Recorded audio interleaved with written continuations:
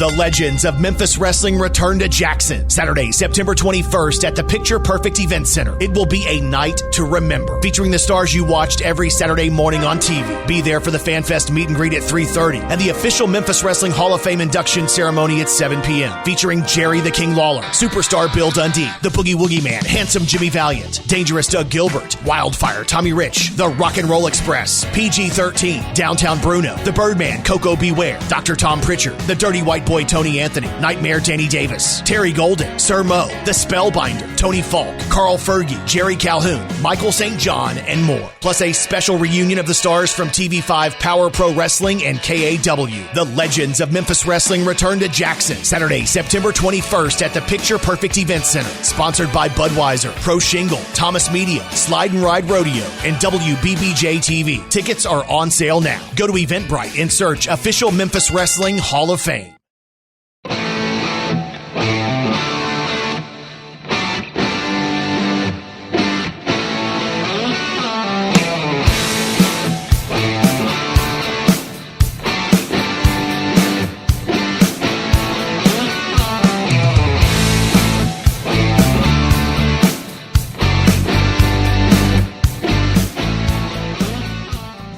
Hey, everybody. Welcome back to Dangerous Conversations with Doug Gilbert. I'm your host, Gene Jackson, and it's my pleasure right now to welcome the man you came to hear, the one and only Dangerous Doug Gilbert. Doug, how you doing, man? Man, Gene, I'm doing great. How are you doing this afternoon? I'm doing well. I've been getting good feedback all day from our first two episodes, and so here we are. We've already made it to number 3. Does it feel like we've been doing this for 3 weeks already? Man, it sure don't, man. It seems like everything's went really quick, and but I've got some actual feedback from some people also, and they say we're talking about some good stuff, and I tell them they have to probably give you credit for that because me and you talk, and you kind of check up on everything and remember everything. I tell them all you got to do is say something to me about it, and I can give you about 100 stories about all of it. But I tell them you do a fantastic job of coming up with stuff for us to talk about. Well, I appreciate it, man. I'm enjoying these, and like I tell people, man, it's a lot of fun, and I would sit here every week and talk to you about all this wrestling stuff, whether we're recording it or not, because I'm just a huge wrestling fan, and I'm fascinated by all the history and especially the history of the Gilbert family. Things that you're not one of these. There's certain guys that they've done 10,000 shoot interviews, and they've done every podcast that's ever took place, and their story backwards and forwards. But people don't know your story. They don't know Eddie's story and Mr. Tommy. And so we're giving it to them here each week. And I'm excited that everybody's liking it and listening. And I'm glad you're hearing the same. Oh, yeah. And it's cool, Gene. Like me and you was talking about earlier, we was just going back and forth about different things. And like I kind of told you about, we was talking a little bit about Mid South. So, I mean, like the history of, from my dad, my brother, and myself, when I started, where my brother was at, where my dad was at, the different territories. I think a lot of people like to hear about the territory days and everything, and that's some really cool stuff for us to talk about and get into and everything. So if you're listening to this, and I opened it up this week, I went on our Facebook page, and I said, hey, if you got any questions about Global, put them in here or email them to us, DougGilbertPodcast@outlook.com. And we've had several people that have sent us some questions. We're going to be talking about some of those questions. So if you're listening to this right now, Doug just mentioned Mid South. If you have questions concerning, Doug's time in Mid South, Eddie, send them that email, DougGilbertPodcast@outlook.com. Put it on the Facebook page. We'll get to it.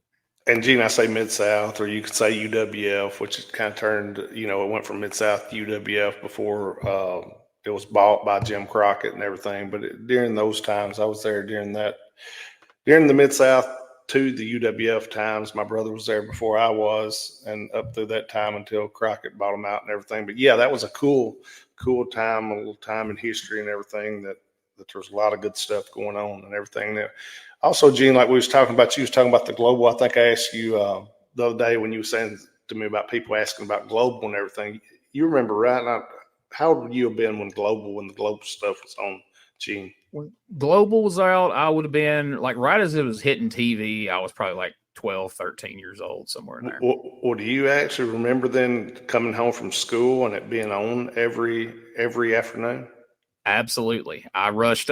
If I got off my school bus and hit a dead run to my front door and we didn't hit any traffic with the bus, I would be walking in the door as the theme song was playing. And I was there every day. Well, I said, now that was kind of cool. You know, there's not very many people that can even say there was their show was on ESPN, much less on every afternoon. That was kind of a really kicker to me. And I always thought that was really cool.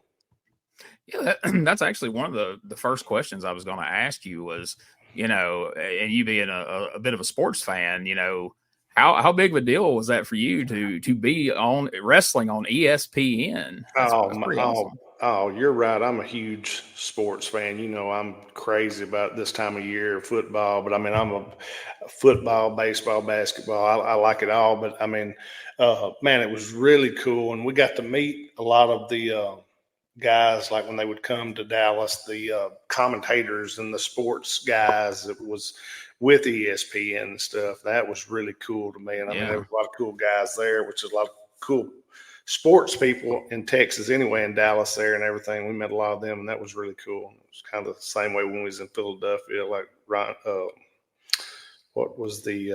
Ron Jaworski, wasn't that his name? Went to Philadelphia Eagles quarterback. We met him when we was in Philadelphia, and that was pretty cool and everything. But yeah, I'm big. Like I said, I'm a huge sports fan, and the ESPN deal, I've always thought that was a real cool deal and everything to be on every afternoon.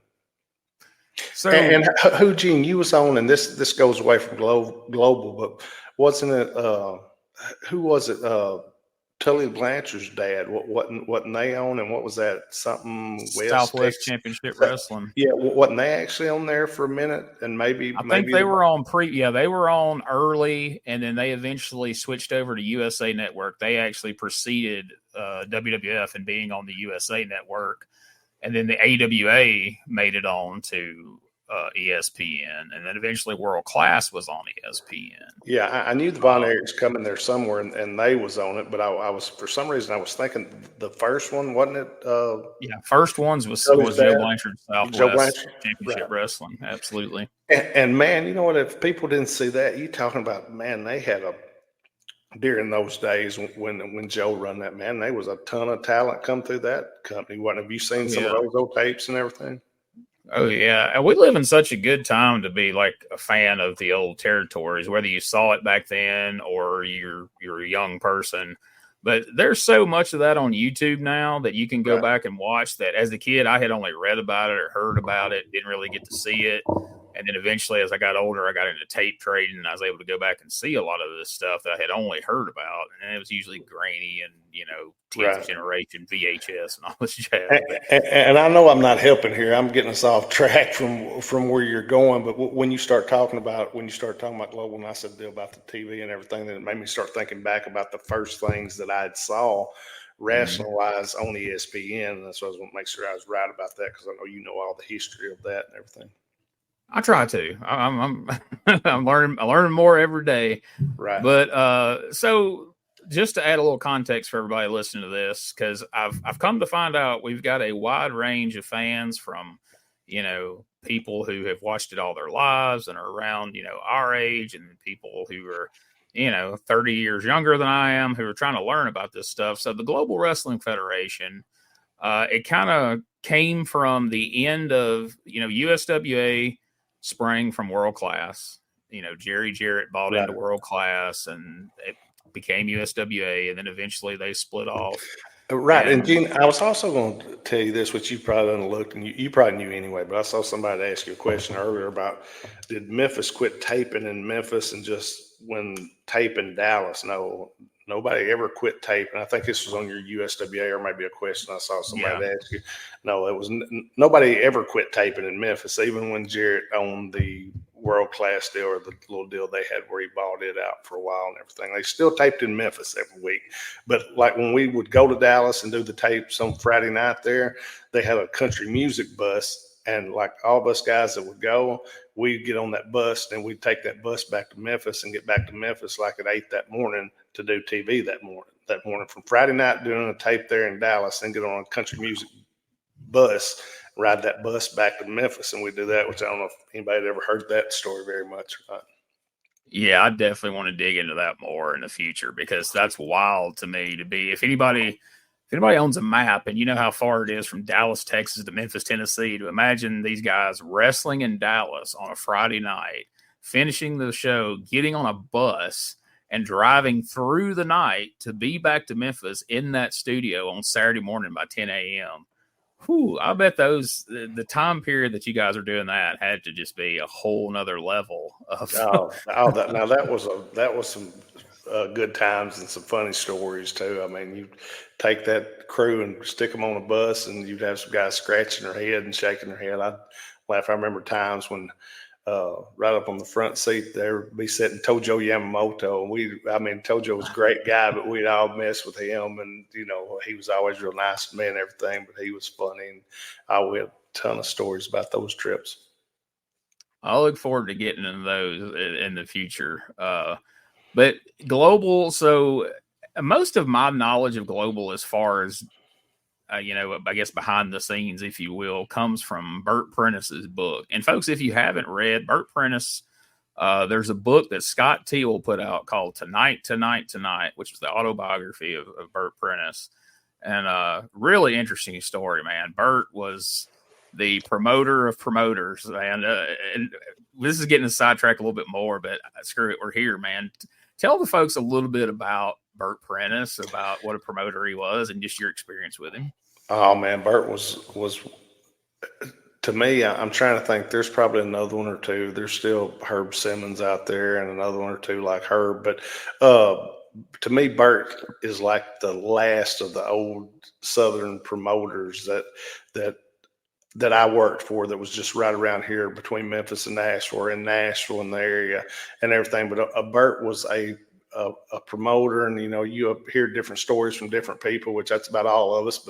But man, Bert was, anything he ever told me, his word was good with me. I didn't ever question nothing, and anything he ever told me, he kept his word, and he was good for. And I mean, I done a whole lot of business with Bert, and I mean, there was times people would laugh at me. I would go out and work if I wasn't last, next to last, or something, or second to last, like I was at some shows. Maybe they wasn't 50 miles from my house or something. Sometimes I wouldn't even change. I just go to the dressing room, grab my bag, and I'd get ready to walk out, and somebody say, "Well, have you seen Bert yet?" And I said, "No." I said, "I hadn't seen him yet." I said, "Just tell him I'll see him, or to holler at me or something." And what they was talking about was, had I got my money yet? And I said, "What they was telling me, wait and get my money." And I said, "Just tell Bert to call me or something. I'll see him," and everything. But that's the relationship I had with him. And other people would say, "Well, you must be crazy." Every time I would see him the next time or something, he'd hand me my money. I mean, that's the relationship I had with him. And I mean, me and him, there was occasions we didn't totally agree on everything, but everything always worked itself out and everything. But Bert was one, like I said, the old time promoter that he got out, and he got his posters up. He'd have radio, he'd have newspaper, but he'd give you a chance to draw, where a lot of people, where if you was to go somewhere these days or whatever, like me and you're sitting here talking right now. A lot of promoters think, "Oh, that's all the advertisements you need." Well, Gene, like I do. I mean, yeah, we're going to have people to listen. I hope we have a whole lot of people listen. But look, what about in Selmer, Tennessee? You might not have two people listening from there, and right. This might not do any good. But my point is, any person that goes out in town, if there's a poster on the door of the store or the restaurants or whatever, you're giving the guys a chance to draw. If you can hear it on the radio that we're coming, you're giving the guys a chance to draw. If you don't advertise and you don't do your old school promoting like Bert did, you're not giving the guys a chance to draw. And Bert would always give you a chance to draw and give you the opportunity. As long as you worked hard, he'd give you the opportunity to work for him. And like I said, he was a great guy to me. That's my point of view. And I mean, you hear if you ask 10 different guys, you probably get 10 different answers, but Bert was always great to me. The thing I'd always heard, and then reading his book, that I find amazing about Bert is it seemed like that you could have taken Bert and dropped him out of an airplane and just parachuted him into any town in the United States or beyond. And within 2 weeks of landing, Bert would have TV set up. He'd have a show going. You know what I mean? Like, he set up shows in places that up in Iowa and places that really hadn't had wrestling. And, he would come into town, and within a couple of weeks, he'd have a TV show set up at the TV station. He'd find a ring somewhere. He'd get a roster. People would travel from all over, and he'd have a promotion up and going in no time and making money. Oh, yeah, he would. And, I laughed at one guy. He called me, and he said, I talked to Bert, and he said, just give you a call, which I told Bert to tell the guy to call me if he wanted. And he was asking about doing business with him. He said, well, Bert told me there was one thing for sure that he lives by. And I said, what's that? And he said, anywhere around here, said, make sure and get along with you and Lawler, and you'll probably do pretty well. I said, well, I appreciate him saying that. I said, but what have you got? And the guy wound up being a good guy, though. But Bert didn't ever give my number to anybody that wasn't too good and everything. And, like I said, anything that Bert ever told me, his word was all I needed, and it was good. That's awesome. And so I remember reading in Bert's book, he had a lot of insight into global because Joe Pedicino talked to Bert early on and told him, like, hey, I got something going on down in Dallas, and I'm going to want you to be a part of it when it comes together. And so Bert, I think he was in Iowa then, maybe Kansas. But anyway, he was off running a theater and doing a little wrestling on the side. Joe calls him and says, come to Dallas. Bert was like the Wizard of Oz, wasn't he? He'd be in Kansas, and he'd like blow this way or that way, you could never tell with Bert. But I'm going to tell you, everybody says, like I said, you ask 10 different people, you might have 5 that says something really good, like I did, 5 that don't or something. But man, Bert got me out of a few jams that couldn't hardly anybody else have got me out of, and that's just he knew people in certain places that could really help you and everything, and people wouldn't have thought that, but because most people think Bert, they just think as far as a promoter, they think like, well, he was just an old corny type promoter and everything. But Bert was, I wouldn't say, and you can say a little bit corny, but he was a Southern promoter. He knew what he was doing, and he pushed everything as hard as he could. Well, and that's what he said that Joe Pedicino was wanting to bring him to Dallas for. That as they got global started, the intention was going to be to get Bert out there booking spot shows all around the area to help get this going, and that didn't come to pass. But we'll get to that as we go. Well, I was fixing to say, it's hard for me to believe it didn't. If Joe knew Bert that well and everything, I would have figured Bert would have been on the first train out to Texas, and he would have done good because Bert was good around Texas also. He'd made his way, like we was talking about Joe Blanchard earlier. I remember he was in that territory at one time. Yeah. Well, Bert came there, and his directions were changed. By the time he got to Dallas, now they said, hey, we're not worrying with spot shows right now. Your job, because this is 1991. Wrestling wasn't exactly on fire in 1991, as I'm sure you remember.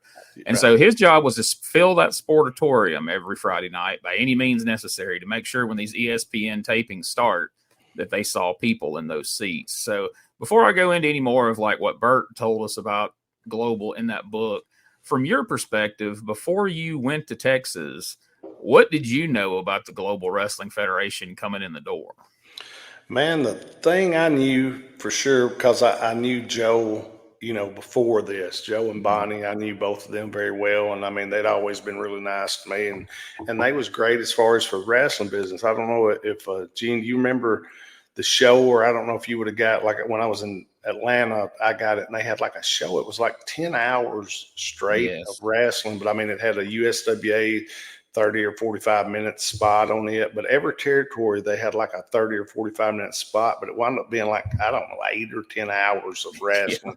And, but it was, everybody could catch up. If you got that station that they was on, Joe was a big wrestling guy as far as he knew all the players and everything. And Joe had wound up, and what you probably know this, last week you told me who the money guys was, but they wound up being, I think it was like a family or something that had money that put into this to the GWF, and Joe was their guy that I think that they put the money with and wanted him to get it started.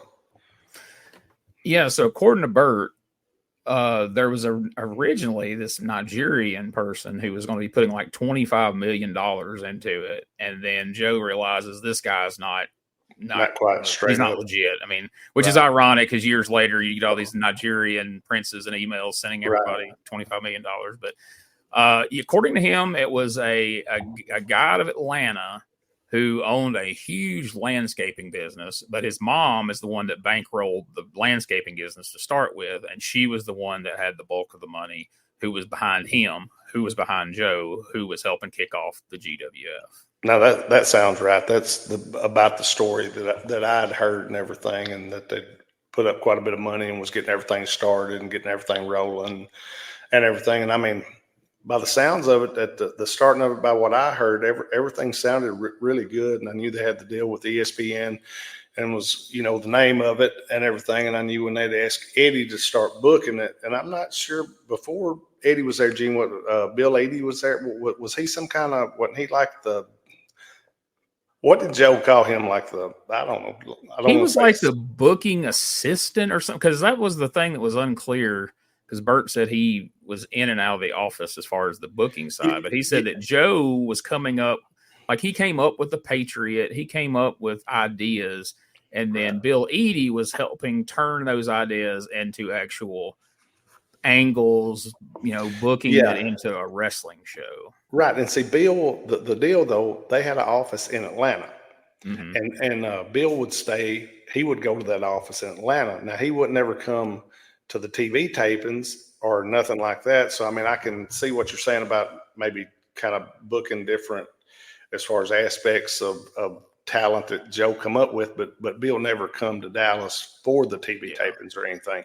So, I mean, like I said, I think he was getting paid a couple grand a week or something, and just, going to the office in Atlanta and going back home, but he didn't ever come to the TV tapings like when we did the tapings for ESPN there at the Sportatorium. Yeah, the story I heard in that book and at other times was that Joe and Bill Eadie worked together in Atlanta in an office. Right. And then Joe flew into Dallas on Fridays before the TV taping. And Bert kind of, during his time there in the early goings when Bert was there, he kind of handled things at the Sportatorium day to day. And he was out putting out the flyers, giving out tickets, making sure there was going to be a crowd on Friday night. And then meanwhile, Joe would show up Friday with all the plans that he had built together with him and Bill Eadie, and then they executed it on the show. Now, do you know how we got from I'll actually name this guy because he posted this to Twitter. At Dylan's X profile, asked, who was the booker of GWF before Eddie came in, and was the transition from the previous booker to Eddie a difficult one? I'm trying to think who the previous booker was. Do you have? I don't see. I only know of Joe, and then Bill Eadie, and then they said as soon as the money started getting a little iffy, Bill Eadie was out. Like the first time they were like, "Hey, man, we might not have your whole $2,000 this week." Bill Eadie was like, "Well, no, I'm not doing this." Well, see, I to be honest, I think it just went from, I guess what you're saying, Bill Eadie and Joe. I think it just went from probably when Bill Eadie was out, Joe wanted to have actually a booker, and I think that's when he hired Eddie and everything. Because I mean, like I said, I was there for a good little minute when Bill was still there, and that was kind of a strange thing to me, which I mean, I didn't care and never asking questions about it. But I thought, dang, this guy here, he's supposed to be part of the office, and I don't ever even see him. But I mean, I knew they had an office in Atlanta, and he would go there and they would conduct business there. But I was just on the Dallas end, like I'd either drive or fly from Memphis to Dallas and back and everything. And that was kind of like, when I was there, I'd see it was more as far as the booker was Eddie, and as far as his assistant booker, you'd probably say would have been James Beard. James Beard really helped my brother a lot. And James is a really good guy. I mean, a really smart guy. Wrestling business, smart guy. Smart guy anyway in life, but he's a good wrestling guy. And Joe was in Continental when you guys were in Continental and Eddie was in Continental. Joe was there at the time. I'm sure he knew. I mean, you knew him before that, but I know. Yeah, I did. He definitely had firsthand experience of Eddie's booking because he was there for the Continental run. Right, he was there for that, and also I knew him from. You're gonna laugh, but you said something. I was telling you about the history of something. Me and Eddie going over and working for Jerry Blackwood and Tommy Rich right outside of Atlanta at that time. Joe was also, like I said, Joe was a player in those days in the wrestling business because everybody didn't have Joe had syndication hookups, and everybody wasn't sure in those days what to do with what they had syndication, but they knew syndication would be good for something. I mean, if everybody would have used it right and had the money and went in with different people, you know what I'm saying? I mean, like our show here in Memphis, it went to Chicago, went to New York. You know, we never used it or anything as far as, you know, they never run shows off of that syndication, but they had like, I think it was 70 something, which you're the historian. Have you ever looked into that as far as the USWA, the syndication deals like they had? No, I know. There was I know Bill Barron's had a big hand in some of that later on. Right, he did, but I mean, there was like 60 or 70 different markets that they would send tapes out to. But I'm not talking about little 1,000 people towns. I'm talking about Chicago, New York, Baltimore. I'm talking about places that, you know, would really, which what I'm saying, we'd have had to. But I mean, it was watched a lot too. It wasn't like it was just sent and somebody wasn't watching it. You know, there was watched a lot. That's why I think, dang, man, that would have been, you know, in those days, which I don't think. What I'm saying is Joe was a big power player in that part of the industry that people, and like I said, Joe was always super nice to me. Him and Bonnie both was and everything. And they was real, them and Eddie got along real well. Well, I think Joe probably understood the power in that syndication. That's money to be made in advertising and that, you know, big of a syndication network and right. And so he was right there in the middle of it in Atlanta. Think how big, I mean, and still wrestling was huge in the days I'm talking about. Like I said, there'd be a down year or a down year or two here or there that it didn't draw as good, but still when you're on TV and you've got people that aren't having to pay, but are sitting home. Like I said, he had a TV show that was on 7, 8, 9 hours. It was that long, just the wrestling from all over the world. And I'm sure that he made good money off advertising for that. And I'm sure all those promoters were sending their tapes for free just for the promotion of getting seen in the Atlanta market and everywhere that show went. So he had the show that he really wasn't costing him much, but then he was making money off of it. And so this global thing had the potential of doing that on a much larger scale. And I think so. Like I said, he was right there in Atlanta. So he had all the other territories plus the Atlanta stuff. And I mean, he covered everything. It wasn't, you know, he wasn't against nobody. He wanted everybody to do well. I mean, like I've told you, you know, I want everybody to do well. I might not, some stuff I might agree with more than others, but you know, I'd like for everybody to do good. I mean, we've all got what we'd like and what necessarily we might not like as much. I don't want to say what we don't like, but we've all got things that we like a little more than we like others and everything. But yeah, Joe was just he was a good guy in those days, which he's always been a good guy to me and everything. But he knew the wrestling business and the wrestling industry.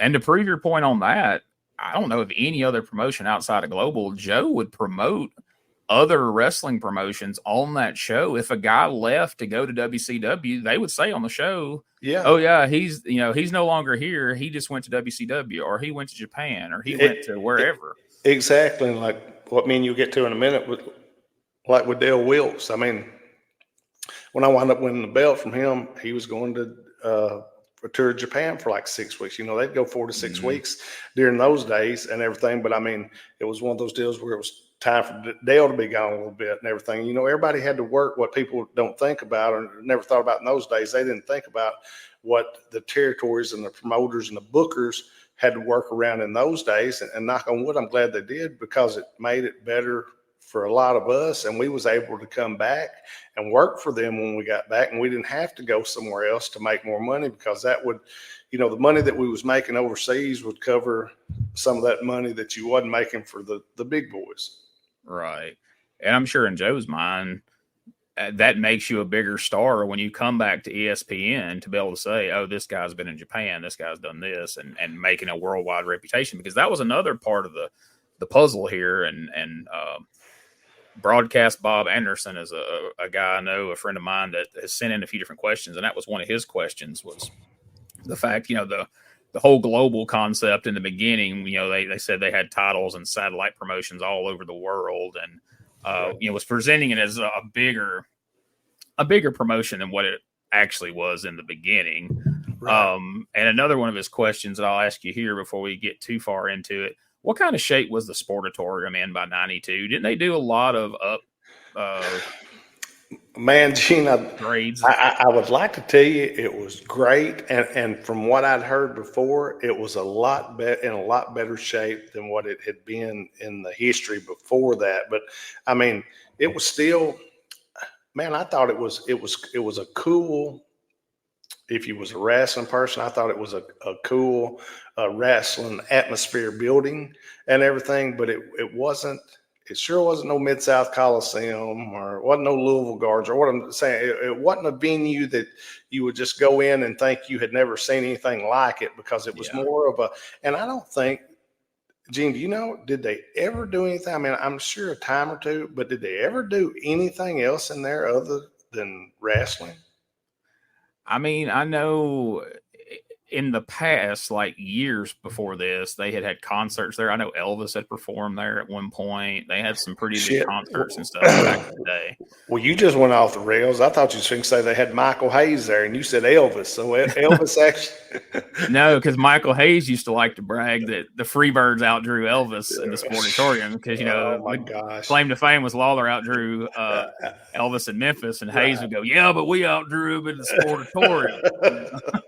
My gosh. But the cool thing about the Sportatorium, like I said, just walking down from the dressing room down the, the way, going down the walkway there to the ring, just, to me anyway, people thought about the history of wrestling. I always thought that was really cool and everything. But as far as people asked me before about it being that had never been there or anything, or just seen it on TV and everything, I said, was it really nice? And,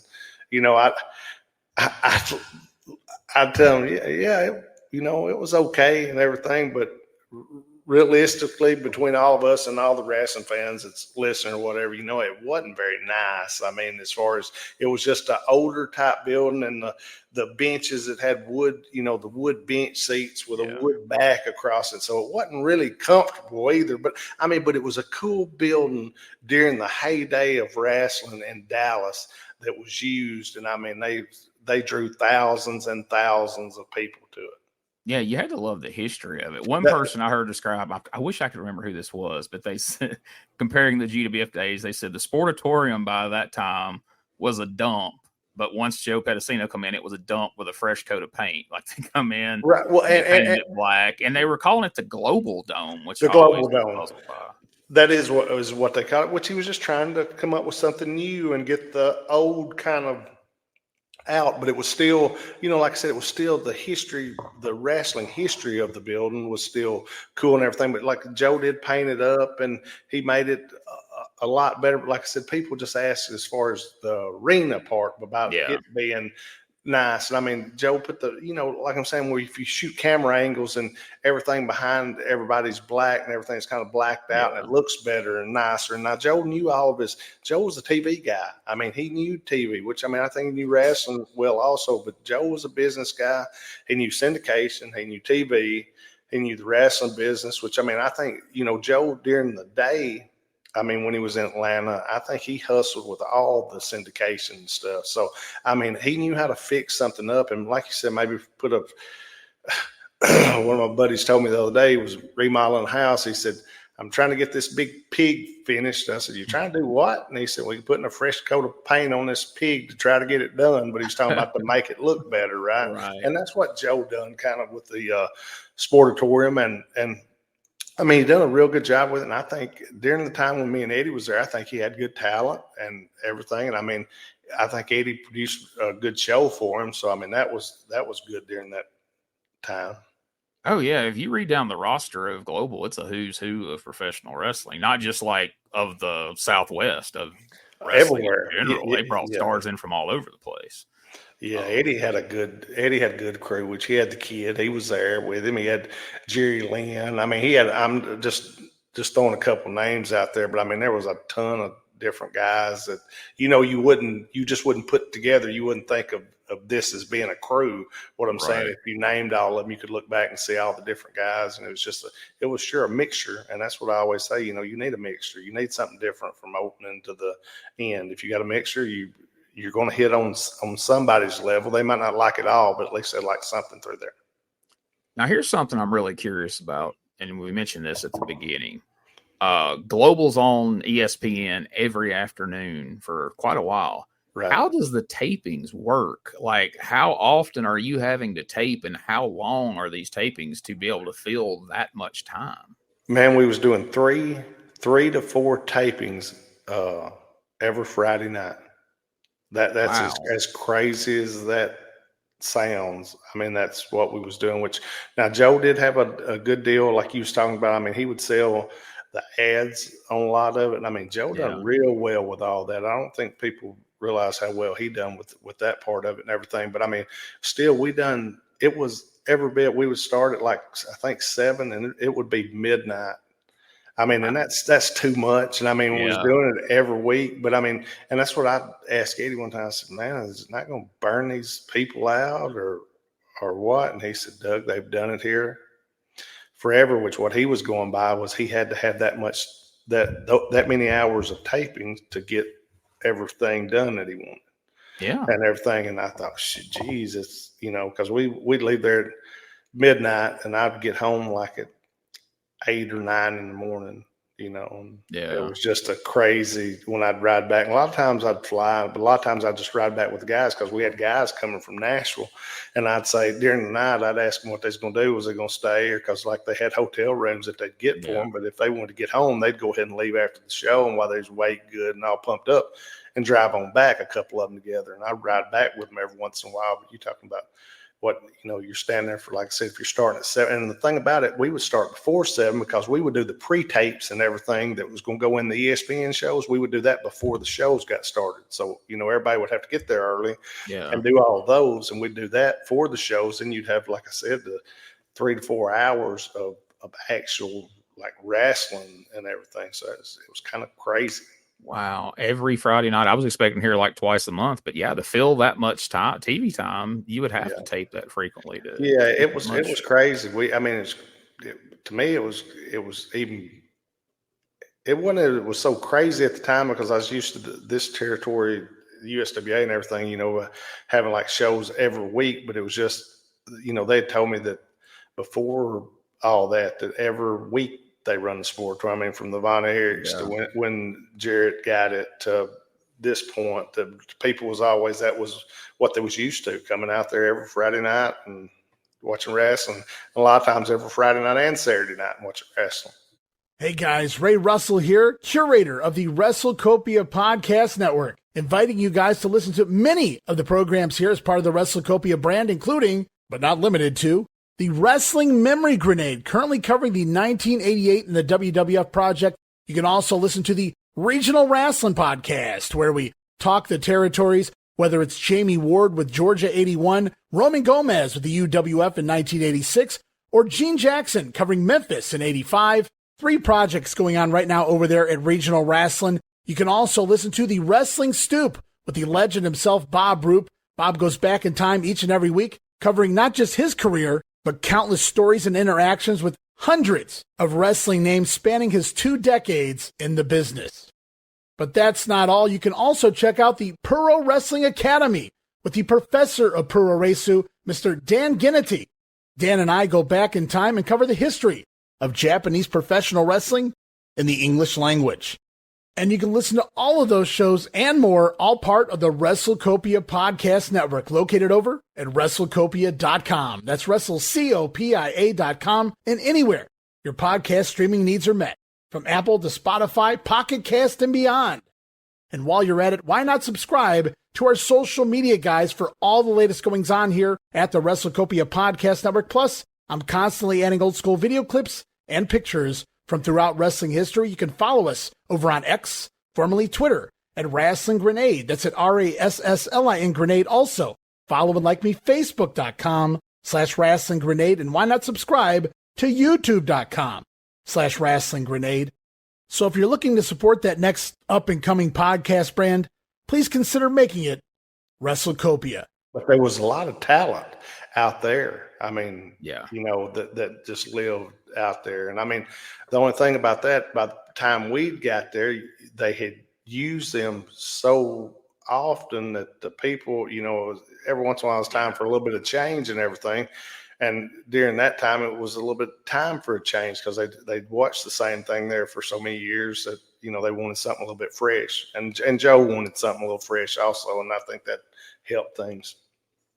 Well, and that makes sense. And like you said, there were these certain guys that you knew in Dallas for years. You know, you were going to see your Tim Brookses and, you know, Right. Chris Adams and different people. And now, like you say, all of a sudden you're seeing Jerry Lynn and the Lightning Kid out there. And Right. that was unlike anything they had seen down there. Right. Well, just something different that was entertaining. That was, I mean, like I said, and I love the guys that you just said, but this was a total different ball game that people had never seen. And I mean, it was smaller guys that flew around and everything, but all their stuff looked as real as anybody's in the business. And I mean, the guys was good, and they had psychology and chemistry and with one another. And I mean, like I said, you can look at that whole crew, and I mean, it just goes from A to Z, from one extent to another on what the guys done. Absolutely. So tell me about, if you know, whose idea was the Dark Patriot, and how do you remember it being pitched to you? Well, it was pitched to me because I had just come back from a tour of Japan, and I was going to go out there, and actually I was going to do something. I was trying to think which of the guys. Eddie had thought about bringing one of the guys back, and I think it might have been Gary Young or one of those guys which he'd come up here to Tennessee, but he was out in Dallas before and everything. And I was going to do something with him. Well, at that point, when I was in Japan, I come back, and my brother said, "I still want you to come." He said, "But we've got a different idea." And I said, "Okay," because I mean, I knew it would be okay. I said, "All right." And he said, "I want you to talk to me and Joe about it, and tell us what you think." And when I went out there, Dale was out there, and I talked to him some, and he said, and they told me his situation, what was going on with him, and he was going to need, like, he was going to be gone for, I think it was like 6 weeks, but he wanted 2 weeks before that off, so he was going to be gone for 2 months. Oh, wow. And they said, we need a heel to do an angle with him, and let's put the North American strap on for 2 or 3 months anyway. And I said, all right. I said, what do y'all want? And they said, well, we got to have something opposite of the Patriot.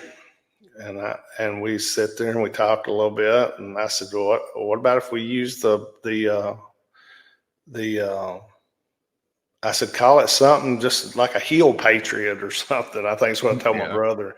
And it wasn't but just 15 or 20 minutes later, I'd walked out of the room. And he said, what about the Dark Patriot? And I said, that sounds as good as anything I can think of. And he said, get you a black outfit, put red stars on it, and get you a hood and put stars on it, red stars. And he said, we'll go with that. And so I got me a red cape and everything. And that's kind of how all that come about. But I mean, just like I said, it was, but it goes back to what put you in that situation. You know, Dale was a great guy, and he was a great champion out there, and he drew him money and everything. And I mean, Dale was a good dude and everything, but the situation of him going to get his money in Japan, it put the company in the situation where they had to react to what he was doing. So that's how it kind of all come about.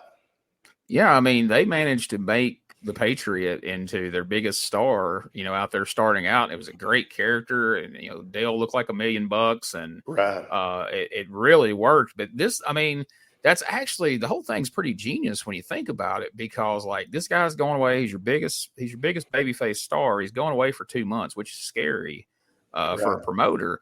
But if you take this guy who comes in, he's the Dark Patriot. He's the antithesis of the Patriot. But now every week that the Patriot's not on TV and you're talking about the Dark Patriot, you're reminding the fans every time you see the Dark Patriot, you're still promoting the Patriot, because they know at some point he's going to have to come back seeking revenge. So it's actually, it's a perfect scenario. And if you remember, Gene, on like the vignettes and promos I'd plug him on every one of those that I did. And the funny thing about that, not that it hurt anything, because it was good. And like you said, it's reminding people of everything that happened. Like we would show it over like every 2 or 3 weeks. And then he was supposed to come back, and we was going to have the big match. Well, I'll be dang if when he was in Japan, he wound up talking with Vince and them, and he wound up having it when he got back, which he was real cool. He told us he would come back and work for his, his time off. But then right after that's when he signed the deal Vince and them. And I was happy for him because I thought I knew he would do real good because, I mean, man, Dale was in great shape. He had the look, like you said, he looked like $1 million. And Dale was one of them really tough guys. I mean, he was All-American, I think, football at South Carolina, wasn't he, wherever he played. But he was one of them real, I mean, people wouldn't want to mess with him. He was a real tough guy. Yeah, I mean, he's right up Vince's alley, legitimate athlete, big guy, got the ready-made gimmick. I mean, I guess in retrospect, Joe wished he would have, patented that, copyrighted that gimmick some kind of way. And you know what? You're probably right, but man, Joe was so nice. There's different ones of us. I mean, you can sit here and talk, and you're cool and nice dude, Gene, but there's so many people that would hold stuff against people for going, even though they're going to do better for themselves, but still they'd hold stuff against. Joe was such a nice guy.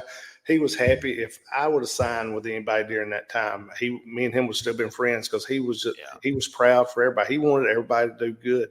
And his theory, and I think that's right, is if you go ahead and do good, I mean, he'd talk about you on his TV that you'd done good. You was with the WWF or you was with whoever, and you was in Japan doing well, and that you'd done good, and they couldn't wait. If you wanted to come back, they'd take you back in a minute. But he was one of the first guys that I saw, it was really like that. And that's great. And honestly, that's a bargaining chip for getting new talent in the future, because you sit somebody down and go, hey, we helped build the Patriot. Now look at him. He's on, he's up there. If you come in for us and you work hard and you do, what we need you to do, you potentially could, move on to bigger and better things. Because, I'm sure Joe knew that was the promised land. That's where everybody was wanting to go. Right. And here, Gene, during that time, how many people was there on? I mean, like I said, that was the only show on ESPN right then that everybody everywhere could cut. Like you said, you was coming in from school, that could come in from school or whatever. And if you really had your heart set on wrestling, you could go right in there and flip it on every evening when you got home. I mean, the strange thing was we thought, I thought it was cool back then, but I thought after it went off, I thought, well, that'll never happen again. But now what do? People turn on, go to their TVs every night. They'll say stuff to me during the day. Well, I'm going to watch this. Do you ever watch this show? And I said, what show are you talking about? Now you'd be talking about what you've got WWE, Monday, then who's Tuesday? AEW is that Wednesday and Friday, but then WWE's got NXT and then another show on Friday. So is there any night now there's not wrestling on if you turned it on, Gene? On television there's something every night, and then good Lord, if you go to streaming there's 100. But now think of the days me and you're talking about. Think just being on every day. I mean, I don't think a lot of us look at that even the people that listen to this. I mean, think every day, just every afternoon, and think you producing that to be on Monday, Tuesday, Wednesday, Thursday, Friday. And what was cool though is they might put one on, say, Tuesday and one on Thursday, so it might be our live stuff. I say live, or stuff that was recorded, but the new stuff like on Monday, Wednesday, and Friday or something. It was like they'd give us we could put an old show, say on Tuesday or Thursday or something like that, but it's all the fresh stuff would be like Monday, Wednesday, and Friday. I think is the way it was. Right. And you were managed by a guy who at the time was known as the Expert, Bruce Prichard. How was it working with Bruce? I know you guys knew him from the UWF days, so he was a friend already. Hey, right? That dang Bruce was an expert. He's still an expert, ain't he? Hey, Bruce is my partner. I like Bruce. He's always been cool to me. Him and his brother Tom. I mean, me and Tom are really cool and everything. I think you've been around Tom a little bit. Tom's a great guy, but I love Bruce. Bruce was the difference. I was around Tom more and Eddie was around Bruce more and everything. But Bruce was always super cool. I mean, I loved Eddie bringing him in. It was during one of his stints when he was away from Vince there for a minute, but I mean, Bruce has been with Vince, away from Vince, or I should be saying WWE or WWF now. Oh, yeah. But he was with him, he was away from him, he was with him, he was away from him, and he's back with him now, right? But I mean, Bruce is a smart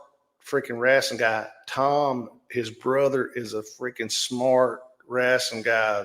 And Tom's a great worker, which Bruce was a great worker doing his gimmicks, his managing stuff. And he was a great worker as my manager. I mean, he could talk. I mean, Bruce get heat with anybody talking. I mean, but I love Bruce. I mean, he had the gift of gab, and I mean, he still does. I mean, him and Tom, that family, they grew up there in Houston. It's around Paul Bosch, or I think who they say that was so great and everything. But I mean, they was around at the right time because both of them got in the business, and I mean, they paid their dues, and man, both of them are just great guys.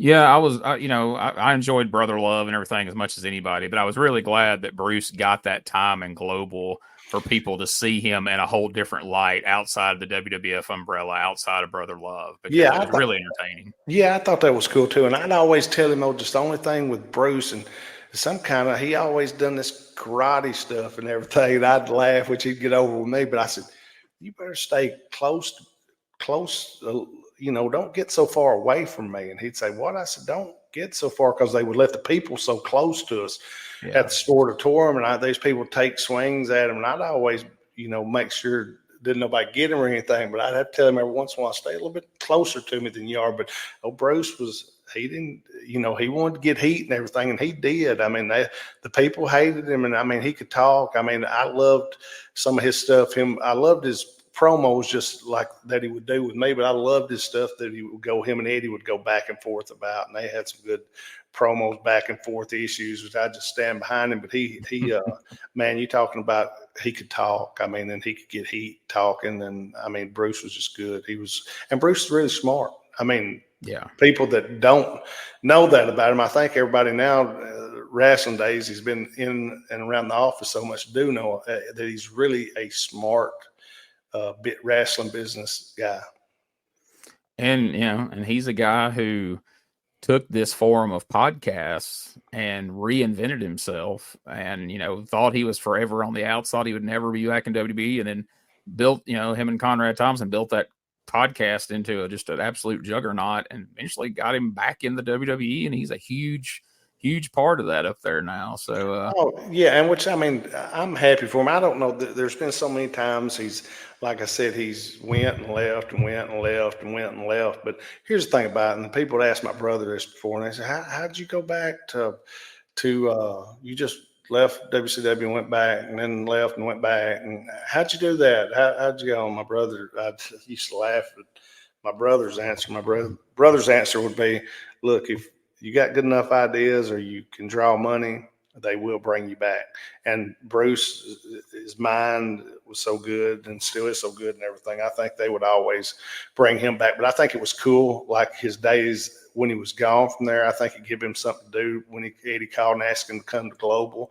And he loved business. And, man, Bruce was just really good. I mean, he was really good at what he done.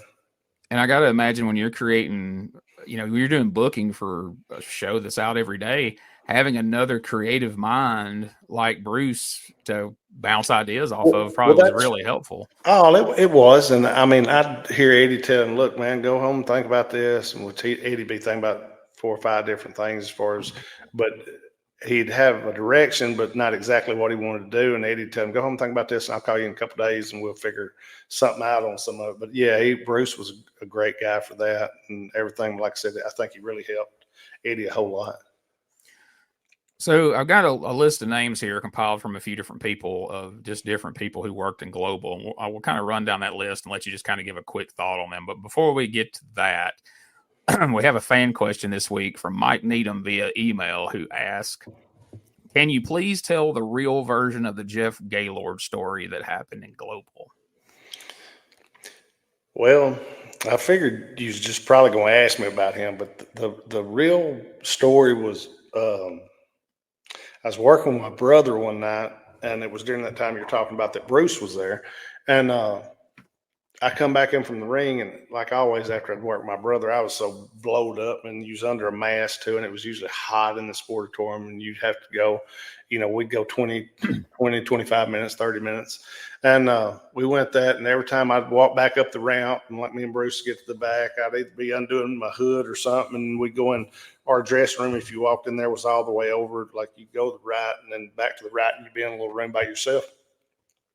Well, I done that, and I was getting my stuff off, and I took a drink. Somebody handed me like a Coke or something, like in a bottle, and I took a drink of it, and all of a sudden I heard my brother's voice, and then I heard like a calamity outside the door, say like 15 foot from the door where I had walked in. And so I jumped up. When I jumped up and I walked out the door, and I looked, and Jeff Gaylord my brother was walking towards me, but Jeff, from where he was just coming back to the ring, and Jeff Gaylord was behind him swinging at him. And I think he hit my brother once, and he swung one time, and his arm went beside of him. And by that time I'd got there, and I pulled my brother, like he was facing me. It had been his left shoulder. I pulled his left shoulder to the side, and I hit Gaylord in the eye with the bottle. And it busted his eye, but then he swung at me. I ducked. I hit him. He swung again. I ducked. I hit him again. The third time I raised up to him. You got to realize this dude was freaking 300 pounds, jacked out of his head on steroids and doing cocaine and everything. So it wasn't, I guess I was lucky that I done as good as I did. But then after that sequence that I just told you there, then I looked, and he turned and he took off running, but now he was bleeding down his ае from where, I ain't saying it was the strength of my punch, but it's probably that bottle that I hit him with in the eye. But I mean, it was just in my hand from me drinking.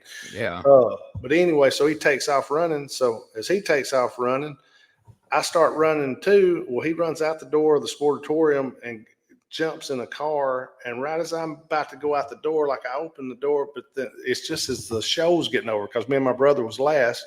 Yeah. He jumps in the car. So I stop. I think, shit, I can't walk out there with, I'm the Dark Patriot, and it's me with all my stuff on except the hood I pulled off. So right. I stop right there, and he jumps in the car and takes out. And I asked some of the guys from Dallas there, I said, what the F is going on? And come to find out, I forget, Gene, who it was, but supposedly one of the guys down there somewhere had paid him supposedly $1,000 to try to get it, I guess, to like beat Eddie up or try to get him not to come back. And then the story come out that it was supposedly because he wasn't using the guys from Dallas, some of them, but I can't even, there's 2 or 3 names that I heard, but I can't remember exactly if you've heard anything, if you said the name, I'm sure I would remember, but I was trying to think, but I remember he got out of prison, and his story was a guy called and said this to me, and I said, oh man, that's bullshit, that somebody had paid him, and he told Eddie, and it was a big work, and he gave Eddie half the $1,000. Now that's bullshit. Eddie wasn't even ever in no kind of dealings or friends with Jeff Gaylord, but he had his issues, and I'm not sure what, but it was just that was one of those deals like, like Wild Wild West wrestling. I mean, you're not sure what, and I was thinking, what kind of crap is this? I've seen a lot of different stuff, but not the guys try to jump on the booker. Yeah, I saw a clip of that where Gaylord was trying to sell that it was a work, and I was like, no, I've heard that story from too many sources to know that. As I remember the first time I ever heard it, and somebody's like, yeah, from what I heard, Gaylord jumped Eddie from behind. Doug come in, saw Gaylord on Eddie, come through, busted the bottle on him. I'm like, that checks out. I can totally see Doug doing that. If somebody's on his brother, he's going to. And that's what the following night they was at a show, like, they said like a spot show, which wasn't hardly any of them on RTV at that time, but, they was just at a different little town there. One of the guys walked in. For some reason, it seems like I remember it was being Billy Travis or somebody like them. Walked in, and Gaylord was there and dressed, and his eye was all kind of messed up. And they said, what happened to your eye, Jeff? And they said, you kind of turned away from him and everything. We say all knew what had happened and everything. But I was thinking, shit, guys, leave him alone. I thought I'll have to fight him again next week. But I mean, I don't care. That's what I've done if I had to. But like I said, that was some different. And, I tried to think about it like maybe the way some of them did. And that's what I told Eddie. I said, maybe they think since you're not using them, in which, he would throw 1 or 2 of them in here or there. But here's the thing. You could have used all of them, but didn't any of them want to do business as far as putting people over on. And it didn't hurt. If you look at the crew that Eddie had in there, we all put each other over. You know what I'm saying? It wasn't a not as far as me, I mean, even when Dale was leaving, I beat Dale. I wound up being the North American champion. Well, I was a champion till I dropped the belt, but I still put guys over during that time. And all the rest of the guys, the guys that was Eddie's guys, they always put everybody over. It wasn't a thing about not putting people over, but I guess their logic was they was in Dallas at the time and they lived there and they didn't want to, which that's not good logic. I'm saying, I guess I could understand it. It wasn't business logic. It wasn't, but I guess they thought, well, the rest of these guys are going to leave and if they beat us and we're not going to mean anything, but that's not the wrestling business. Well, two things about that. One, you're rebuilding Dallas because, you know, it was dead. And so you needed new faces in there to do that. And if you were going to use guys who had been around, you're going to need to beat them to help get these new guys over. But the other thing, too, is you guys were looking bigger than – you guys weren't looking at, okay, this is a weekly show in Dallas. This is a show on national television on ESPN. Right. And Eddie would read the real good deal that I thought Eddie did with everybody was he would repackage people. I mean, repackage them, rename them, put them in a different group. I mean, get another run out of them. I mean, as far as my brother loved Pez Wadley. Anywhere he went, he would carry Pez if Pez wanted a job and everything. But there were certain guys. And whoever was there, he would, if they could work, he would repackage them. I mean, change their name, do something with them. And a lot of time they'd just get heat with people, and they would draw money. I mean, it's just. It's just having the brain to put people in the right situations to make the most out of their ability. I remember when he made Pez Willie Be Hurt, and I was seeing the ads for Willie Be Hurt, and I'm like, I've never heard of Willie Be Hurt. And then when he came on TV, I was like, oh, that's Pez. Pez Wadley. Well, and I love that because I got to work with Pez a bunch when he was Willie Be Hurt. And I love Pez. Yeah. I mean, like I said, Pez was my first manager. I mean, that was a cool deal, which I loved Pez. Pez was one of them guys that could freaking tie people up in a knot. I mean, that was Pez. Pez was cool and everything. But I mean, there's so many different guys like that in the different territories that, you might not have thought you knew when you just heard the odd or different names. But then when they come out, it'd be somebody that, the face you might recognize the face, but it'd be somebody that had been someone else before. So we're getting low on time, so we're going to run through these names real quick. Because if you have a fun story about them or just the first thing that kind of pops in your head, Hollywood John Tatum. Man, John was a freaking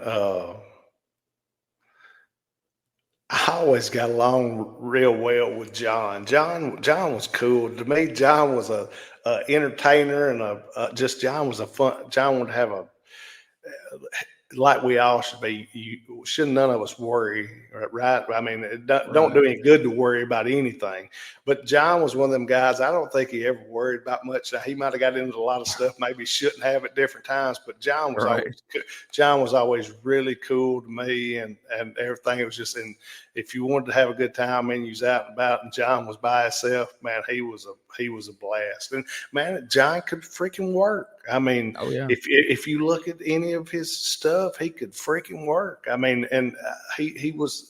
They did an angle down here in Memphis one time with my brother and Tony Anthony and John, and it was one of them times I was in Japan, and the first couple of weeks they was in 6-man tags, and they was going to be in one the third week. Well, the first 2 weeks, John come down from Texas, and man, they was doing good, drawing good money, and I mean.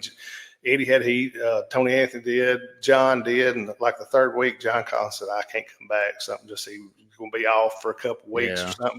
But man, when he was here and he wanted to do business and everything, man, he could freaking, like I said, he could work and get heat, and I mean, he had that look, and I mean, he could sure talk. I mean, but I like John. Everybody's got their own John stories, but man, he was always cool to me, and I was a younger fella back then and everything, and he was always real nice to me. Awesome. What about, and this is a guy you worked with quite a bit. I know Eddie worked with him quite a bit. Terry Garvin. Man, everybody had their own stories, like I said, they do about all of us, but Terry was always, I worked with him on those local TVs probably half a dozen times and everything, but I always got along good with him. I heard different people had their opinions about him here, which when he was here, he was more of a talker than a worker. And in Dallas, Eddie used him more as a wrestler than a talker and everything. But man, I thought he could hold his own. And I mean, he was always nice to me, and we got along real well and everything. But I mean, I always thought he was a great guy. Is that one of the guys that Eddie kind of recreated? Because, before that, he had always done kind of the Jimmy Garvin. He was Terry the Beauty, and he had tagged with the Beast. And so then in Global, he cuts his hair. He gets a little more of an edge to him. We drop the Beauty. He's working as a babyface. Was that Eddie booking him that way? That was Eddie's doing. And Eddie was trying to change him as he went just a little bit more all the time. And I think they got to a good point. But I mean, like I said, the point I was talking about was like when you was talking about he worked a little bit, but he was more of a manager with the Beast guy, wasn't he, and everything. But man, Terry could work, and the people would get behind him at Dallas and everything. And now I think another guy. Wasn't Terry originally, Gene, when he originally from Kentucky? I believe so. That sounds right. Okay. I think he eventually moved down to Texas. I know eventually in Global they got away from the Garvin name altogether. I think he started calling himself Terry Sims, which I think was his actual shoot. That's name. What I think Eddie wanted him to do that, just to get him back. That was his actual real name. Yeah, and like I said, I mean, I always got along with him well. Like I said, I worked with him half a dozen times. And I mean, he could hold his own. And I mean, whatever for business-wise that Eddie needed him to do, he was always good. And always a hell of a lot like Jimmy Garvin for sure, but right. And name Terry Garvin was questionable because of the guy from WWF. Exactly, and that's what I think Eddie was trying to get away from. But he'd show up. He was reliable. He was always, I mean, whatever business wise you needed him to do, he was there and he would do it. And I mean, he was always a good guy. Now I know you worked some several matches with Gary Young. You mentioned him earlier. Oh yeah, he's another good guy. Which Gary was another one of them guys. If you look at him on TV, he didn't look.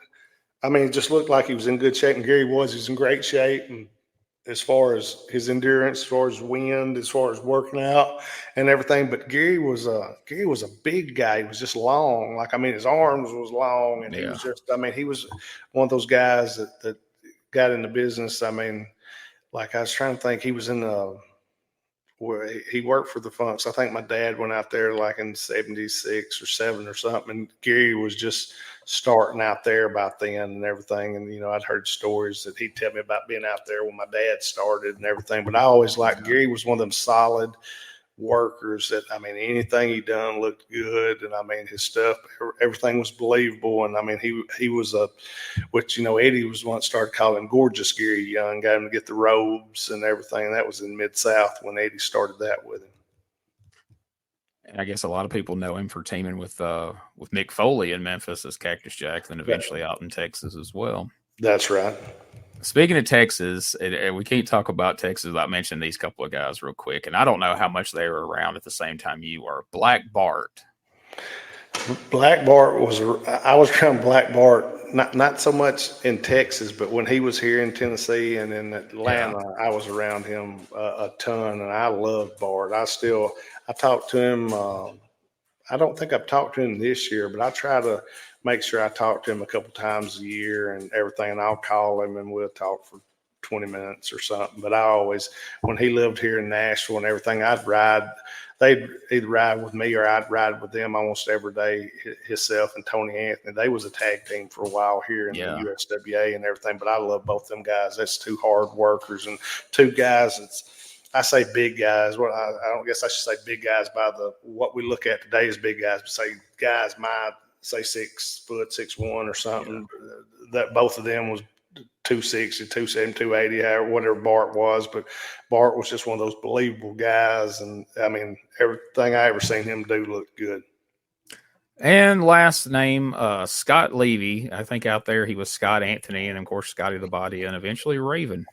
I was going to say he went through more names than me and a couple other guys has, hadn't he? But anyway, I like Scotty was always nice, and he's just for guys that didn't know it was him. If they looked at some of the different characters, they'd say, "Man, this can't be the same guy." But I mean, he started out as the young, handsome baby faced. He went through that I mean, they went through about 4 or 5 gimmicks. What was the one WWF had like a polo player? Johnny Polo. Johnny Polo. That's one you didn't say. But I was trying to think. There's a couple other ones I don't think you said, but I laughed but he was always nice. Like we'd rent when he was here in this territory, we would rent. Like I said, we was young fellas.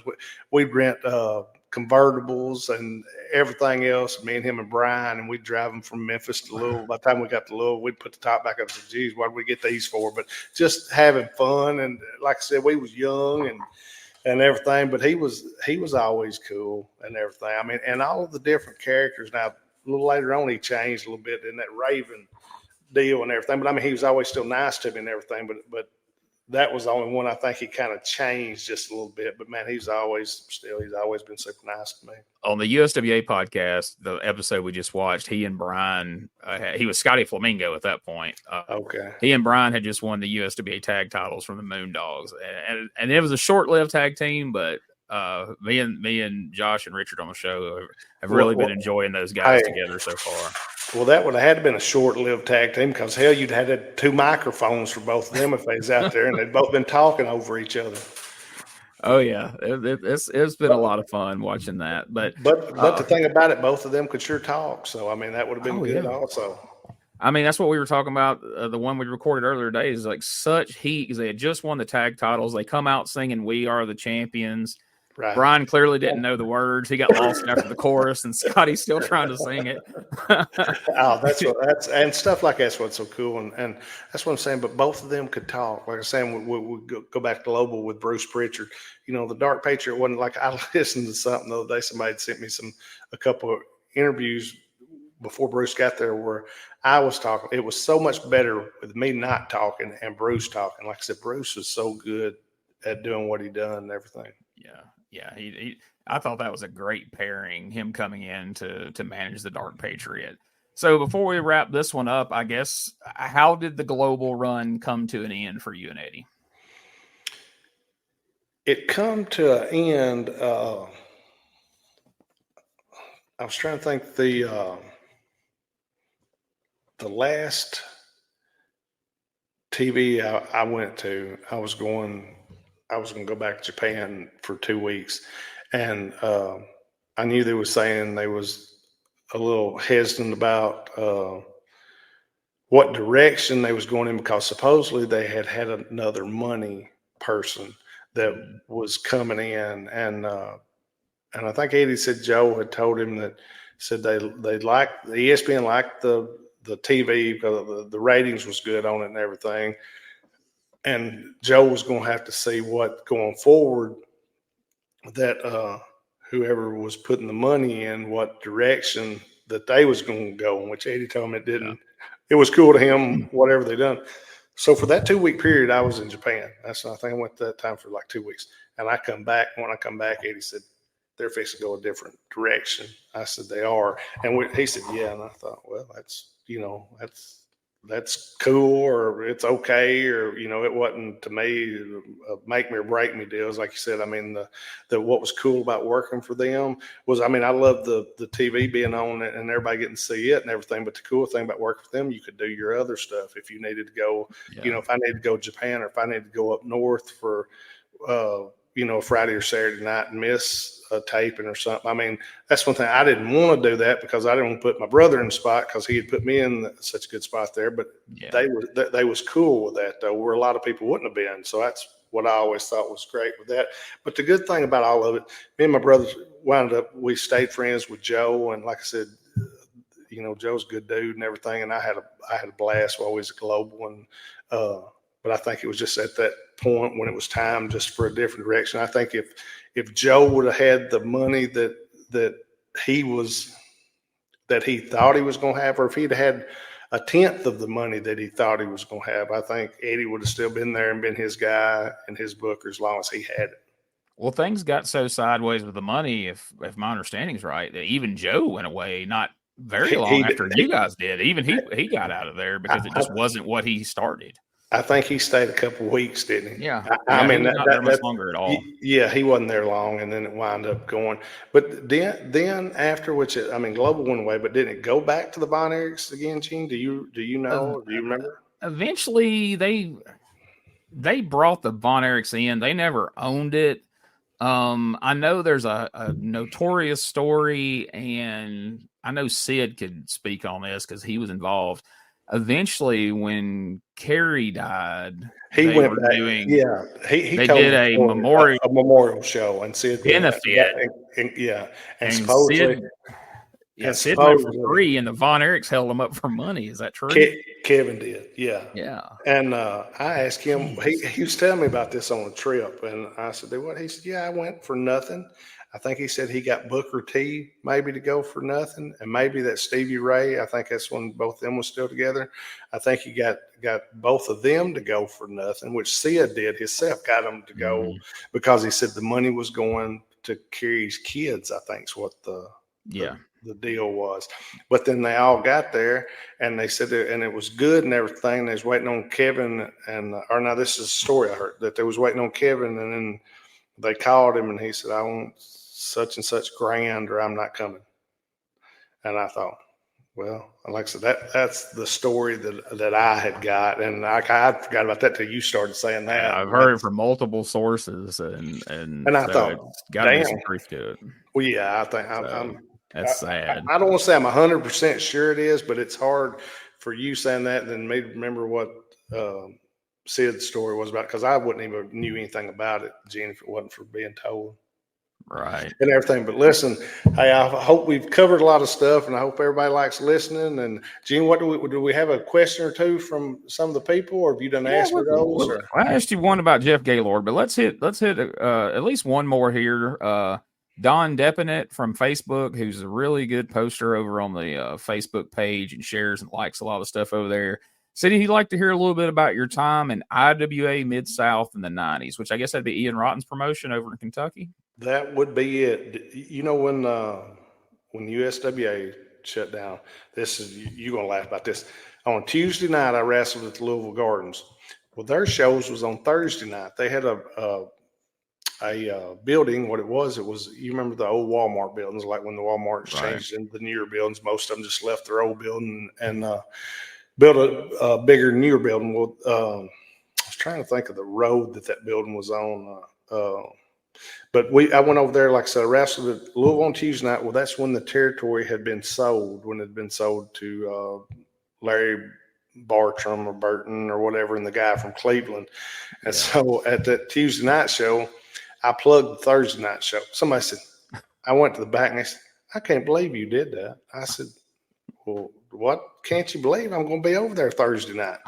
And they said, okay. And that's when the territory was actually closed, when they'd, done away with the release, like from the Louisville Gardens and everything. So I was just plugging stuff that, I was going to be on that I'd booked myself on. But some people said, I can't believe you done that. I thought, well, why not? Wouldn't you? I wanted it to draw. I wanted to at least let the people know.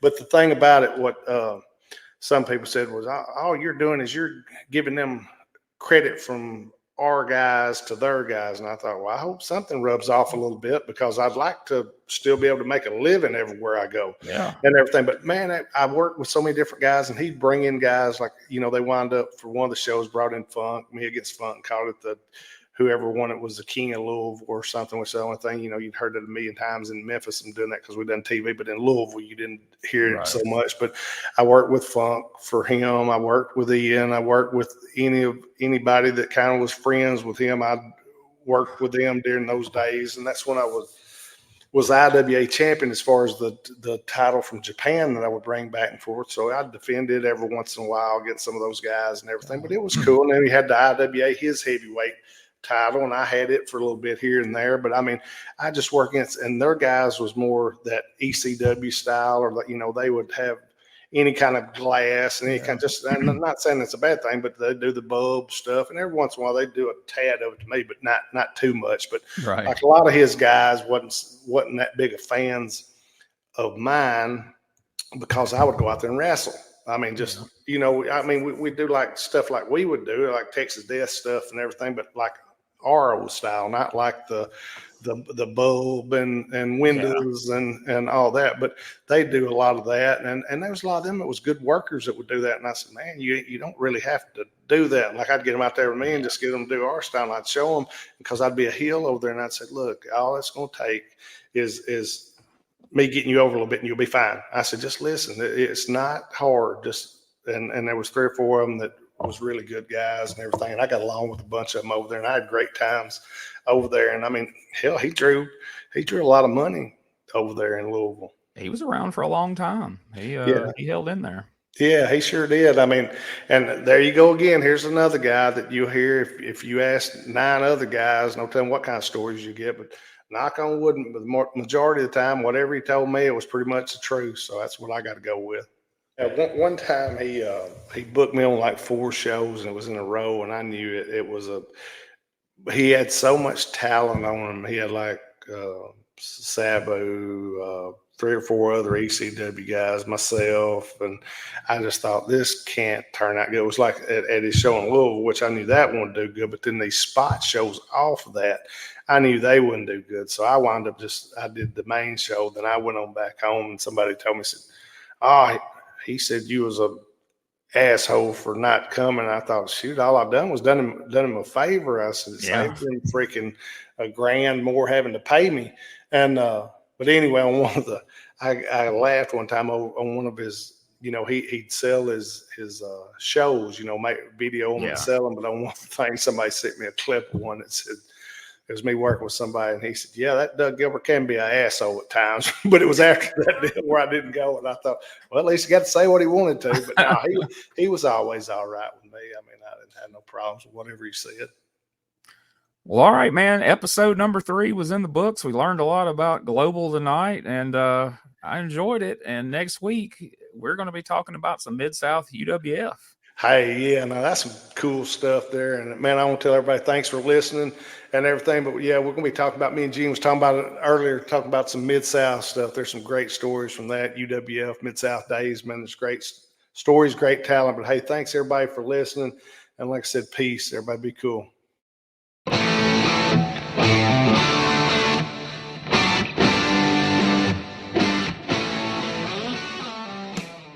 Hey, folks, before we get out of here, I just want to take a moment to remind you to check out DougGilbertPodcast.com. There you can find links to all things related to this podcast and to Doug himself. There are links to the Dangerous Conversation Facebook page, where we post all sorts of great content regularly involving the Gilbert family. There's the Dangerous Conversations X/Twitter that we have. Plus, there's a link to the Dangerous Doug Gilbert Facebook and X pages, where you can keep up with everything Doug has coming up, like shows, signings, conventions, you name it, and it's all going to be posted right there by Doug on his social media. He appreciates the support, and if you really want to show support, check out the Gilbert Family Pro Wrestling Tees store, featuring a tremendous array of T-shirts featuring Doug, Eddie, and their father, Tommy Gilbert. And if you've enjoyed listening to this show, please subscribe, rate, and review the show on whatever your platform of choice is. It really helps us out, and it helps us build the podcast for the future. And if you want to see a plethora of matches, promos, and angles involving Doug and Eddie and Tommy, you can check out the Gilbert Family playlists on our YouTube channel over at youtube.com/@RetroWrestlingArchive. But that link is available at DougGilbertPodcast.com.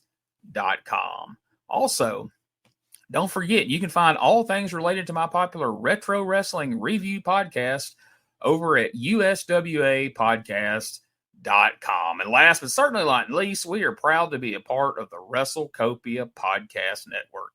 Go on over to WrestleCopia.com and check out all of the great wrestling-related podcasts and content that our friend Ray Russell provides for you over there. You'll certainly be glad that you did. This is Wrestling Nostalgia, the podcast that dives into wrestling history. Hey, wrestling fans, I'm Dave Dynasty, and if you enjoy podcasts that are knowledgeable and history-driven, then Wrestling Nostalgia is for you.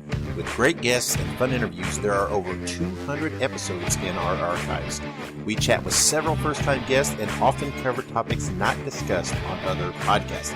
Look up Wrestling Nostalgia on your favorite podcast platform and visit all of our links at linktree/WrestlePod. That is linktr.ee/RASSLEPOD.